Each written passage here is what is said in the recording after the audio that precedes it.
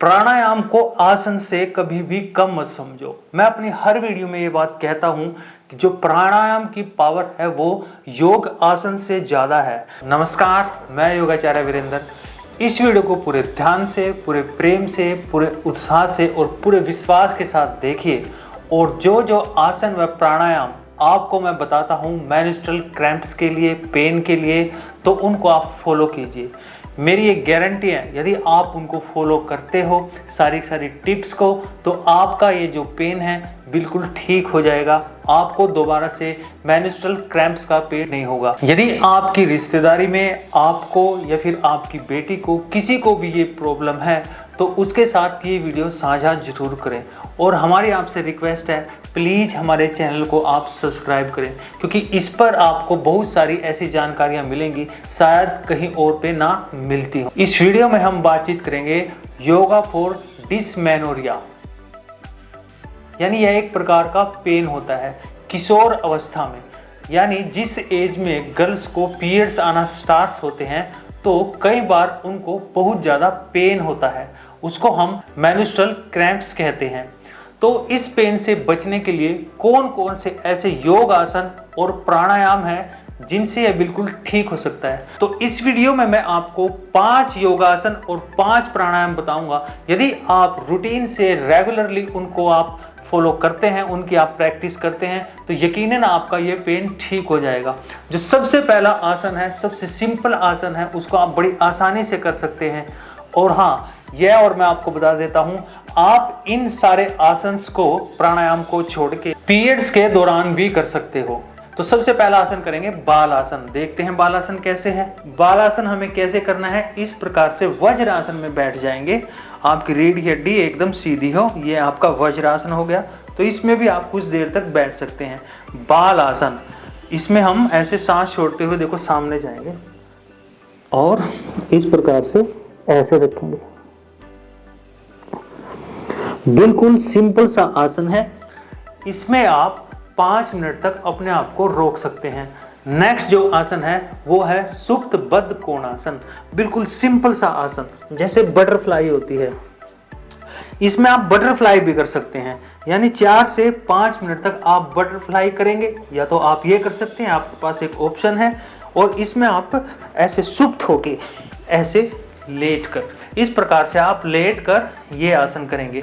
दोनों एरिया आपके reproductive organ से टच होनी चाहिए, यानी मल द्वार से टच होनी चाहिए। तो आप ऐसे ये वाली बटरफ्लाई इसमें करेंगे। इसको आप कितनी देर तक कर सकते हैं? इसको आप करेंगे 5 मिनट तक। तो इसी कड़ी में हम करेंगे नेक्स्ट आसन, जिसको हम कहते हैं भुजंग आसन। इसमें हम देखो अपने हाथों को यहाँ पर अपनी चेस्ट के पास रखेंगे, दोनों पांव हमारे ऐसे दोनों आपस में मिले हुए हों, और गोल गोल करके सांस लेते हुए हमने ना ऐसे स्पाइन को घुमाना है। इसमें ऐसे नहीं जाना, ये बिल्कुल गलत है। देखो इसमें ना, देखो कोहनी थोड़ी थोड़ी मोड़ेंगे और स्पाइन को इस प्रकार से राउंड राउंड घुमाएंगे, ऊपर की ओर देखेंगे ऐसे, और फिर सांस छोड़ते हुए धीरे धीरे आप नीचे आएंगे। ये हो गया भुजंग आसन। तो भुजंग आसन को भी आप 5 मिनट तक कर सकते हैं, पूरे आनंद के साथ, पूरी शांति के साथ, जिससे आपको पीसफुलनेस भी महसूस हो। जल्दबाजी और हड़बड़ाहट में आपने बिल्कुल नहीं करने हैं। तो मेंस्ट्रुअल पेन के लिए नेक्स्ट आसन जो आप करेंगे वो है सेतुबंध आसन। सेतुबंध आसन हम कैसे करेंगे? इसमें हम अपने दोनों घुटनों को फोल्ड करके एडियो को अपने हिप्स के साथ टच कर लेंगे, और ये जो अपने हिप्स हैं उनको धीरे धीरे ऐसे रेज करेंगे, ऊपर उठाएंगे, और दोनों हाथों से अपनी कमर को ऐसे पकड़ लेंगे, ऐसे। इसमें आप यहाँ नहीं रुकेंगे, मैक्सिमम अप जाने के आपने ट्राई करनी है। यानी ये आपका रीजन है ना, राउंड राउंड घूमना चाहिए।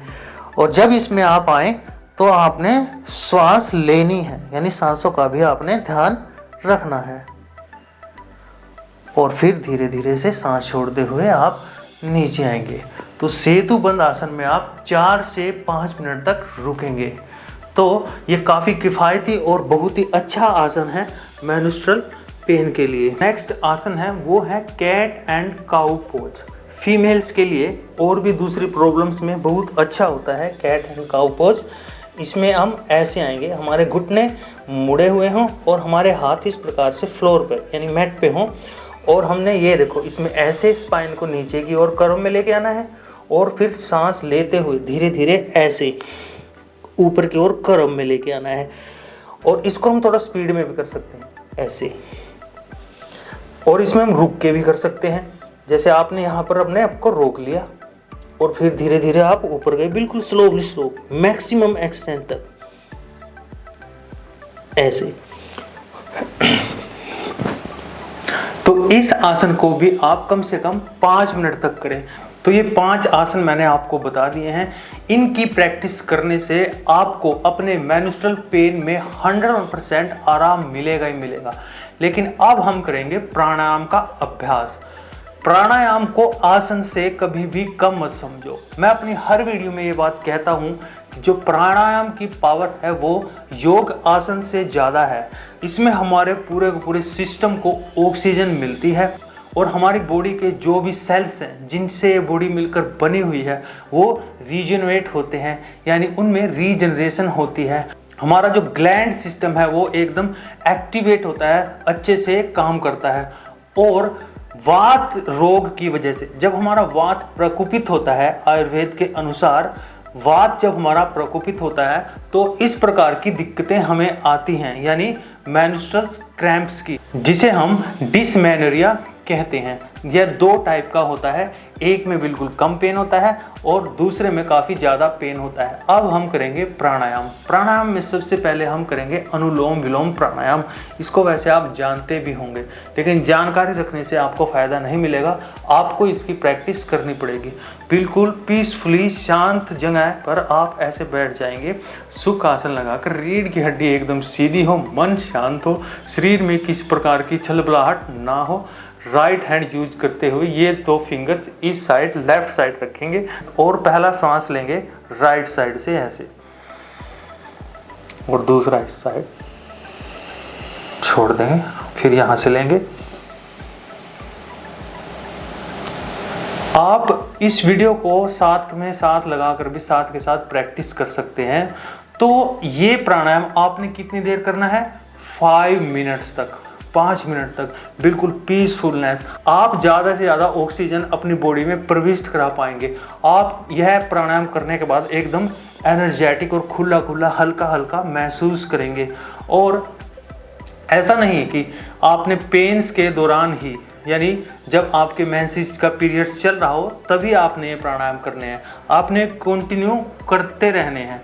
यानी ऐसा नहीं है कि आपने बीच में रोक देने हैं जब आप ठीक हो। नॉर्मल डेज में आपने नॉर्मल डेज में भी ये सारे के सारे प्राणायाम करने हैं। नेक्स्ट प्राणायाम करेंगे नाड़ी शोधन।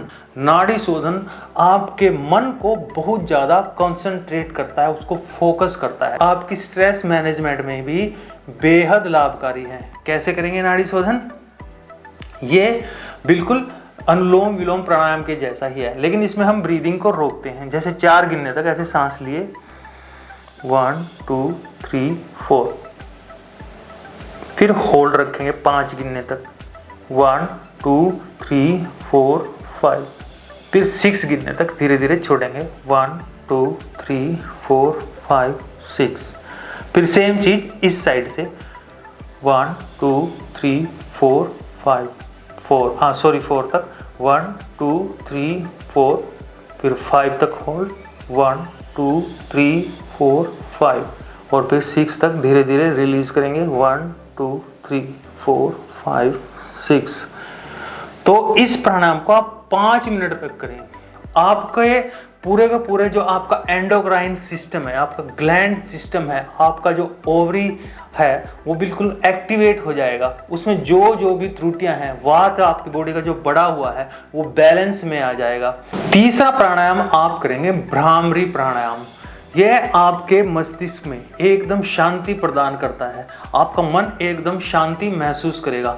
आसान सा तरीका है। इसमें जो फिंगर हैं, इसमें ये जो 2 फिंगर हैं इनको आप ऐसे नोज पे रखेंगे, ऊपर वाली 2 फिंगर्स को ऐसे आईब्रोज के सेंटर में, अपने ये जो अंगूठे हैं इनसे कान की लिड्स को बंद करेंगे, और ये जो छोटी उंगलियां हैं इनको हम नोज के यहाँ पे रखेंगे। ये यहाँ, ये 2 यहाँ और ये निचले वाली यहाँ, और इनसे हम कान को बंद, ऐसे श्वास अंदर लिया और अब मुंह को बंद रखते हुए ओमकार का गुंजन करना है और वो गुंजन आपने यहां पर महसूस करना है। आपको भंवरे जैसा गुंजन सुनाई देगा, महसूस होगा यहां पर कपाल में, इसलिए इसको भ्रामरी कहा जाता है। चलिए इसका अभ्यास करते हैं।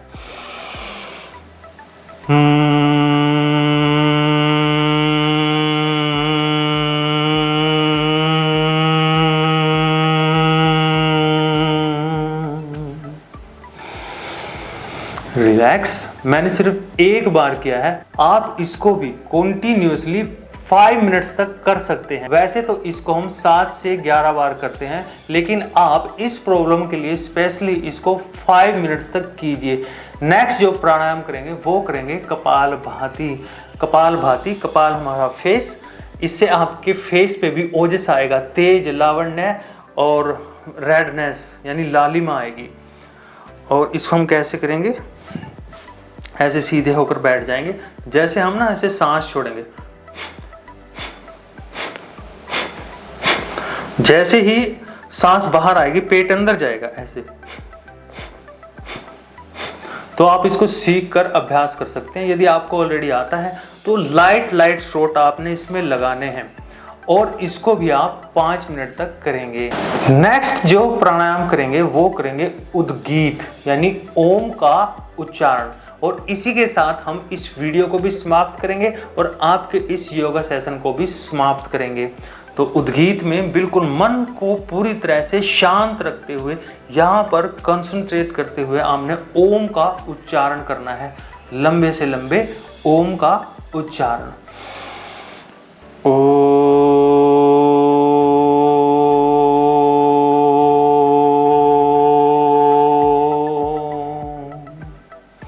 इस प्रकार से आपने 3 से 5 बार ओम का उच्चारण करना है। इसको हम प्रणव प्राणायाम भी कहते हैं, उद्गीत प्राणायाम भी कहते हैं और ओम का उच्चारण भी कहते हैं।